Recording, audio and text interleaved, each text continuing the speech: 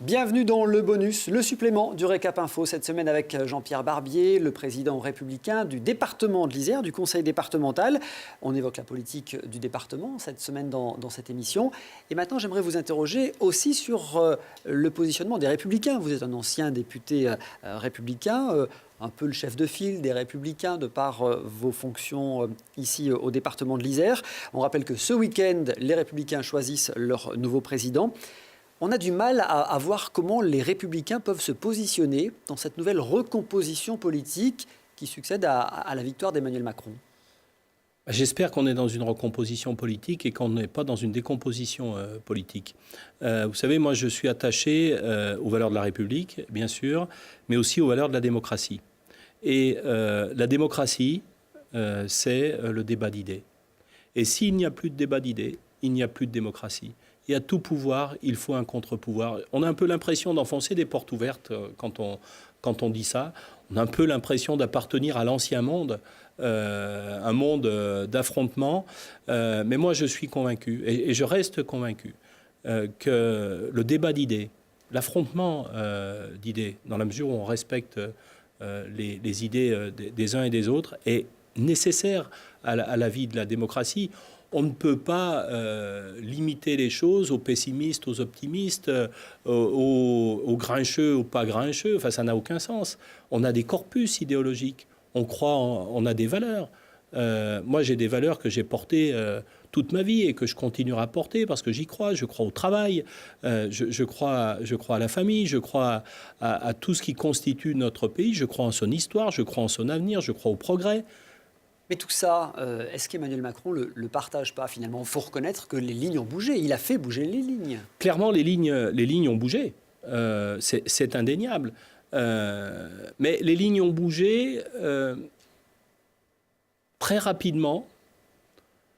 Et aujourd'hui, quand je vois ce qui nous est proposé, pour le moment, je suis l'actualité comme tout le monde, je me dis, mais quelle société pour demain ? Quel type de société propose Emmanuel Macron pour demain ?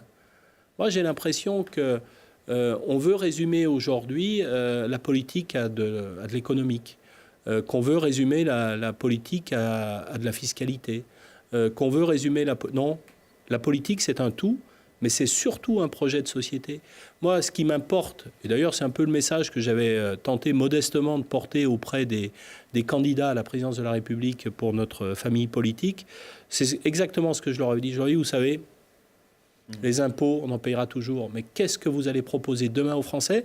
Et je crois que c'est là l'erreur que nous avons commise, c'est qu'Emmanuel Macron, avec cette volonté de porter un changement à tout crin, une espèce de dégagisme, a laissé à penser qu'il proposait une société nouvelle, mais dont aujourd'hui je ne vois pas les contours. Donc une recomposition ou une décomposition politique avec la victoire d'Emmanuel Macron, mais il faut reconnaître aussi que les Républicains n'ont pas fait rêver non plus, n'ont peut-être pas été suffisamment clairs sur ce grand projet d'avenir que vous évoquez. Ah mais je suis complètement d'accord là-dessus. Et c'est joli, j'ai essayé, à mon modeste niveau... On sent que vous avez des regrets de ne pas y être arrivé. Oui, bien sûr, bien sûr. Non, mais je crois qu'il faut avoir la notion des choses. Non, on a complètement raté cette élection présidentielle, il faut être clair, il faut être lucide. Je crois qu'on apprend de nos échecs. Si on refuse de regarder la réalité en face, eh bien, il faut désespérer. Oui, on a très mal géré cette élection. Et aujourd'hui, comment on reconstruit du coup les Républicains, la droite française finalement, qui jusqu'à maintenant avait une alliance avec le centre pour pouvoir espérer gagner. Et on sent bien qu'aujourd'hui, une éventuelle alliance avec le centre, elle est très hypothétique.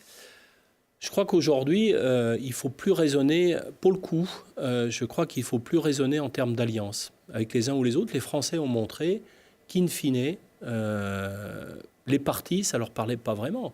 Alors quel positionnement ? Est-ce que la droite doit être une droite décomplexée ou une droite sociale ? Mais quelle est la différence entre une droite décomplexée et une droite sociale ? On peut faire du social et avoir des idées de droite. On peut faire de la culture tout en étant de droite. Je crois qu'il faut... et ça, c'est un peu l'enseignement. C'est d'ailleurs de réaffirmer un certain nombre de valeurs. de réaffirmer ce que nous souhaitons pour notre société demain, de dire ce que nous voulons faire et ensuite de voir si les gens adhèrent à notre projet. Les gens ont élu Emmanuel Macron parce qu'ils ont adhéré à son projet. C'est clair. Donc, et nous n'avons pas été capables non pas de faire rêver les gens, parce que ça, c'est pas bon, mais de les faire adhérer à nos idées et à nos solutions. Comment vous jugez les Républicains qui se laissent tenter par le fait de rejoindre la majorité d'Emmanuel Macron ?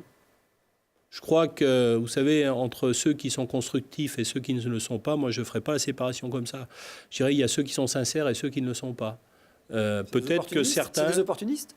Voilà, entre ceux qui sont sincères, qui peuvent sincèrement être séduits par le personnage d'Emmanuel Macron, qui peuvent être séduits par sa politique, et qui sincèrement peuvent adhérer En Marche. Et puis il y a tous les autres, les opportunistes, que le Nouveau Monde, peut-être que le Nouveau Monde ne les connaît pas, mais apprendra à les connaître. Je ne peux pas ne pas vous interroger quand même sur les municipales qui se profilent dans 2 ans, un peu plus de 2 ans, les municipales à Grenoble. Qui pour entraîner la droite ? Écoutez, le sujet est encore un peu frais.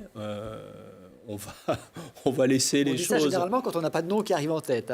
Ah si, j'en ai plein. D'ailleurs, écoutez, moi je suis comme vous, je lis la presse et j'ai vu qu'un certain nombre de personnalités de l'ancien monde, j'allais dire quasiment du paléolithique, et des tout nouveaux se verraient bien soit revenir, soit prendre la place.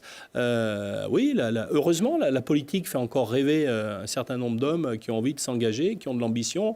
Donc, on va voir, la course est lancée, on verra qui c'est qui arrivera au bout. Jean-Pierre Barbier, merci. Rendez-vous cette semaine dans le Récap Info sur Télé Grenoble.